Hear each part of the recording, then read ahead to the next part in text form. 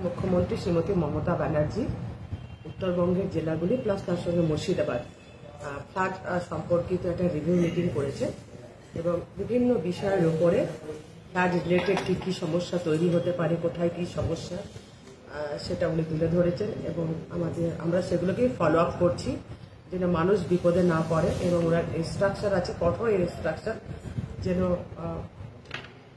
Food package কেউ যেন না খেয়ে থাকে সেটা যেন আমরা প্রত্যেকটা বাড়িতে বাড়িতে পৌঁছাতে পারি এবং তার রিলেটেড সমস্ত ধরনের যেন কোনো সমস্যা না হয় সেগুলো তিনি আমাদেরকে নির্দেশ দিয়েছেন এবং সেগুলো আমরা ফলো আপ করছি।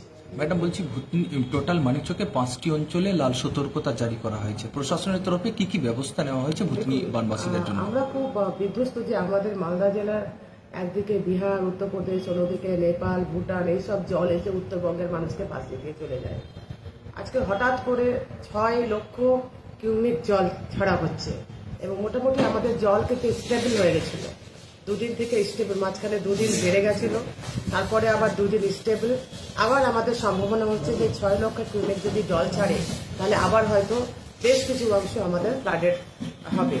ফলে আমাদের একটা লাল সতর্কতা তৈরি করা হয়েছে এবং মাইকিং করা হয়েছে, তাদেরকে বহু লোককে স্থানান্তরিত করা হচ্ছে, সেফটি জায়গাতে নিয়ে আসা হচ্ছে, শেল্টারে নিয়ে আসা হচ্ছে। এমনকি আমাদের সমস্ত মানিকচক ও রতুয়া বিধানসভার প্রায় 14,000 লোককে আমরা নিরাপদ আশ্রয়ে নিয়ে এসেছি এবং আরো নৌকা ওখানে রয়েছে। আস্তে আস্তে কাল পর্যন্ত আমরা তাদেরকে নিরাপদ জায়গায় নিয়ে আসবো। কিচেন কমিউনিটিরও আমরা ব্যবস্থা করছি।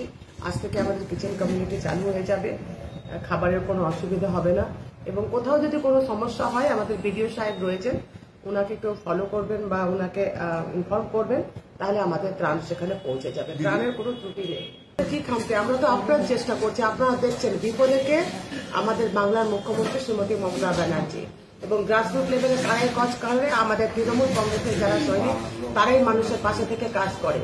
এটার কারণ হচ্ছে যে জলটা যে ছেড়ে দিচ্ছে, ডিভিসি জল ছেড়ে দিচ্ছে বিভিন্ন জায়গাতে নেপাল থেকে, এই যে 6 লক্ষ কিউমেক জল ছেড়ে দেওয়া হলো, এটা আমাদেরকে যদি আস্তে আস্তে ধীরে ধীরে যদি ছাড়ে তাহলে আমরাও ওইভাবে আস্তে আস্তে প্রিপেয়ার্ড হই।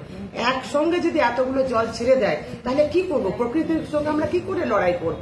সেটাই তো বাংলার মুখ্যমন্ত্রী মমতা ব্যানার্জির বক্তব্য যে জল কোথায় কখন ছাড়া হবে সেটা যদি আলোচনার পরিপ্রেক্ষিতে করে এবং ধীরে ধীরে সেটা যদি করে তাহলে আমরা অনেকটাই পাবলিককে নিরাপদ জায়গায় নিয়ে যেতে পারবো বা করতে পারবো।